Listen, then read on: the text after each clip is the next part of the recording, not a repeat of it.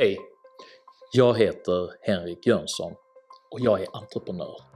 I paritet med att denna YouTube-kanals räckvidd har ökat tillfrågas jag av allt fler politiker. Vad kan vi göra för att hjälpa er företagare? Det är en bra fråga, vilken jag idag ämnar börja besvara. Ämnet är stort och detta är den första i en serie filmer vilka syftar till att förklara entreprenörskap ur det autentiska näringslivets synvinkel. Och till er som verkligen hjälper en ny form av företagande att existera genom crowdfunding vill jag från botten av mitt hjärta rikta ett stort tack. Ert fortsatta stöd via plattformarna här till vänster ger mig möjligheter att fortsätta fördjupa, utveckla och expandera mitt frihetliga folkbildningsarbete. Det kommer mer. Snart kommer det mycket mer tack vare er. Om du inte redan prenumererar på min kanal vill jag även passa på att uppmana dig att dunka på prenumerera-knappen här nedanför och se även till att klicka i klockikonen så att du får en notis varje gång jag publicerar nya videos, vilket jag med rakblads precision gör varje lördag morgon klockan 08:00. Idag berättar jag intimt, personligt om mitt eget förhållande till företagande. Varför den entreprenöriella impulsen är fundamentalt existentiell och vart Socialdemokraternas innovationskatapult egentligen slungade iväg sin industrikansler. Häng med!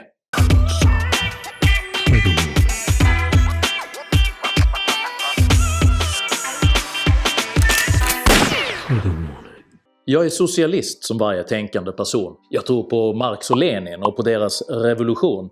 Men även på kapitalismen i någon liten mån. Var skulle annars folk få pengarna ifrån? Så skaldade en gång multikonstnären Tage Danielsson. Och det är i mina ögon de två sista raderna som sätter fingret på konflikten mellan staten och kapitalet.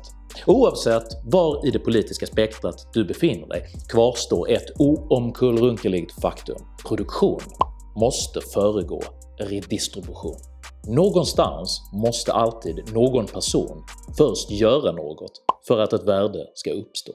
Politik är kollektivets reaktion på detta värde. Ska det hyllas och inspirera? Ska det lära oss att skapa mer av samma vara eller ska kollektivet göra anspråk på detta värde och enligt olika modeller fördela det mellan de som inte skapat det? Entreprenören är aktiv. Politiken är reaktiv.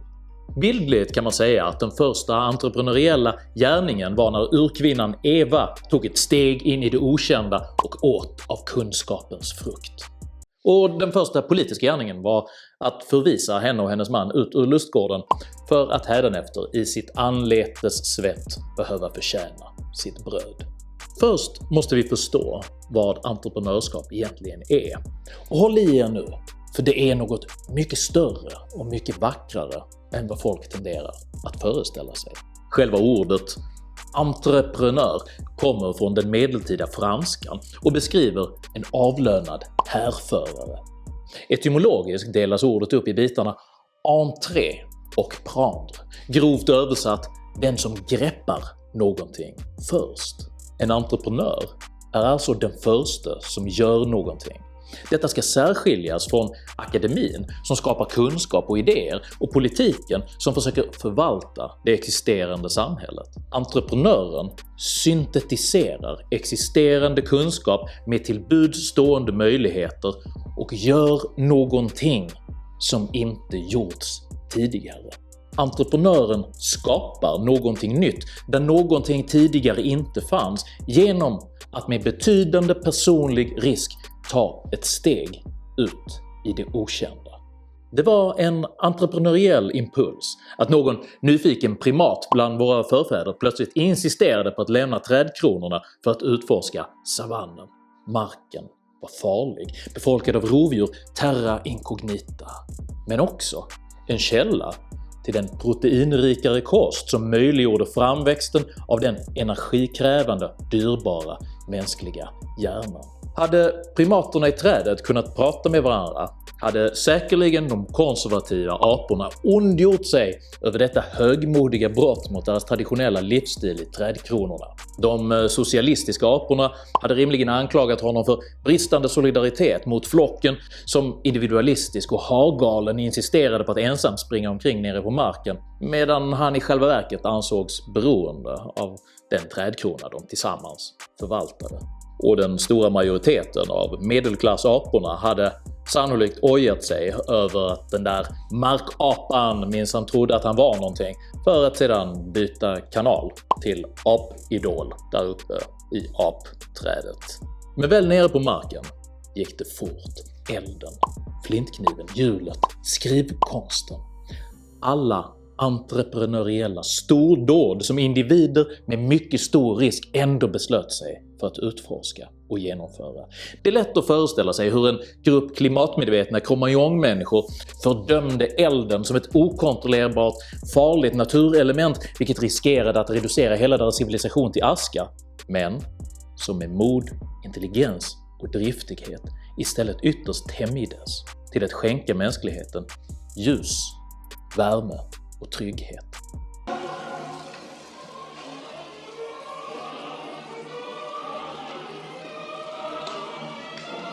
I den grekiska mytologin illustreras just elden som en otillåten gåva från guden Prometheus i en berättelse som i någon mån är analog med det bibliska syndafallet. Att detta monumentala urentreprenörskap som format den mänskliga civilisationen avporträtteras i våra tidigaste religiösa myter understryker den entreprenöriella gärningens existentiella sprängkraft. Kraften att förändra inte bara samhället och världen utan själva förståelsen för vad det innebär att vara människa. Människan saknar de gåvor skapelsen skänkt djuren. Vi har inget hårt skal som skyddar oss likt sköldpaddan. Vi har inga vassa klor och tänder som låter oss nedriva våra fiender och sönderklösa deras kött. Människan saknar vingar att ta till flykten med eller fenor att simma undan med. Naken kommer människan till världen med ett enda från djuren särskiljande redskap: det mänskliga medvetandet. Kapaciteten att med förnuft i sinnet pröva olika utfall och med list, klokskap och mod välja den handlingsväg som tjänar henne bäst. Den entreprenöriella impulsen är det fulländade uttrycket för den mänskliga essensen. Förmågan att med sitt sinne omdana universum. Att vara den som först greppar det mundana och i kraft av sitt medvetande omvandlar det till något mer värdefullt. Detta är i sanning att göra vatten till vin. Prove to me that you're divine. Change my water into wine. Uppfyll jorden och lägg den under er. Härska över havets fiskar och himmelens fåglar och över alla djur som myllrar på jorden. Det är på modernt managementspråk ingen dålig USP vi som art har välsignats med. Kärnan i den explosionsartade välståndsökning som plötsligt ägde rum i flera västerländska länder under upplysningstiden och den tidiga industrialismen var framväxandet av samhällsformer som i allt högre grad lät den entreprenöriella impulsen komma till uttryck. Rättssamhället, yttrandefriheten, äganderätten. Som konsekvens har den globala ekonomiska gravitationen flyttats från aristokrater och gudgivna härskare till produktiva företag och entreprenörsdynastier. Och därför föreligger nu en spänningsyta mellan den kollektiva staten och den individualistiska entreprenören. Staten, det med våld institutionaliserade kollektivet, vill tillskansa sig de produktiva individernas värden och rationaliserar denna process som en rättfärdig konflikt mellan altruism och egoism. Inget kunde vara mer fel. För entreprenörens gåvor tillkommer redan i kraft av sitt samhällsomdanande inflytande hela den mänskliga civilisationen, och de värden som otillbörligen försnillas ur entreprenörens händer omintetgörs och lik stoft rinner de mellan fingrarna på de som inte förstår att förvalta dess gåva. Den brittiske premiärministern Winston Churchill sammanfattade förtjänstfullt statsmaktens konfliktfyllda relation till det fria entreprenörskapet. Somliga ser det privata företagandet som en farlig tiger som borde skjutas. Andra ser det som en kossa de kan mjölka. Endast en handfull ser företagandet för vad det verkligen är. Den kraftfulla häst som drar hela ekipaget. Socialismen utgjorde det industrialiserade samhällets motreaktion på den dynamiska marknadsliberala ekonomins uppsving. Återkommande försök gjordes att fjättra den entreprenöriella impulsen i centralplanering och planekonomi. Dessa försök misslyckades av samma anledning som gör att en kraftfullt sprakande eld omöjligen kan existera inuti ett isblock, vilket stelt och vinkelrätt sågats ur en glaciär av byråkrati och betvingande regler. Berlinmuren föll. Sovjetunionen upplöstes. Och kronan flöt, mediamonopolen avskaffades, Televerket privatiserades och blev Telia. Detta var det tidiga 1990-tal, då socialdemokratin insåg att företagandet måste omfamnas om man ville fortsätta vara en relevant samhällskraft. Den kraft som nedslitit murar, monopol och maktfullkomlighet skulle nu tämjas med orden: vad kan vi politiker göra för att hjälpa er företagare? Med det bästa av uppsåt tillsattes utredningar för att mäta, väga och kvantifiera den eld som brinner i entreprenörens bröst så att den praktiskt skulle kunna infogas i ett byråkratiskt statsmaskineri. Man startade kluster, hubbar och klubbar, acceleratorer, inkubatorer och liberala motorer, innovationskatapulter, utvecklingskonsulter och rena personkulter, till och med en alldeles egen industrikansler. Come, my apprentice. Learn to use the dark side of the force. Och allt detta finansierade man genom att först extrahera resurser ur det produktiva entreprenörskapet för att sedan tilldela de institutioner man själv skapat för att stötta det entreprenörskap man trott sig förstå och definierat på byråkratisk hexameter med förhoppningen att det skulle framtvinga ett statsanpassat entreprenöriellt nirvana. Detta innovationsbyråkratiska komplex utgör snarast den entreprenöriella impulsens motpol, en parasit, försörjd på bekostnad av i sanning livskraftiga organisationer. Man stöttar verksamheter som saknar impulsen att självständigt ta steget in i det okända, utan som istället välkomnar den bekanta trädkronans tillrättalagda grenar, vilka försåtligt dekorerats för att framstå lite mer utmanande och lite mer spännande. Individer med det sanna entreprenörskapets existentiella eld brinnande i bröstet har varken behov eller benägenhet att söka sig till dessa miljöer. I dessa frotterar sig en ohelig allians av offentliga politiker med behov av att uppvisa handlingskraft och relevans för näringslivet, med självbetitlade visionärer, vilka karaktäriseras av mer innovativ ansiktsbehåring än affärsmodeller. Utan betänkligheter förser sig dessa båda parter av skattemedel för att gestalta mediokritetens värden i statsentreprenörskapets löjeväckande charad. Detta innovationsbyråkratiska komplex man konstruerat saknar även vetenskaplig underbyggnation. Inspirationen som hämtades från den amerikanska samverkansmodellen för det militärindustriella komplexet, vilket bastardiserades till en modell som på byråkratiska kom att kallas Triple Helix, visar sig gång på gång inte fungera. Föreställningen att akademin, den offentliga sektorn och näringslivet som en treenighet skulle förstärka den entreprenöriella impulsen visar sig gång på gång vara fel. Myndigheten för tillväxtpolitiska utvärderingar och analyser, Tillväxtanalys, säger i sin rapport “Företagsstöd till innovativa små och medelstora företag, en kontrafaktisk effektutvärdering”. Jag vet, de har en grej för långa titlar på det där stället. Analysen indikerar inga statistiskt säkerställda positiva effekter av stöden på antal anställda, arbetskraftsproduktiviteten, andelen högutbildade arbetstagare eller andelen forskare, varken under programmens löptid eller efter det att stöden avslutats.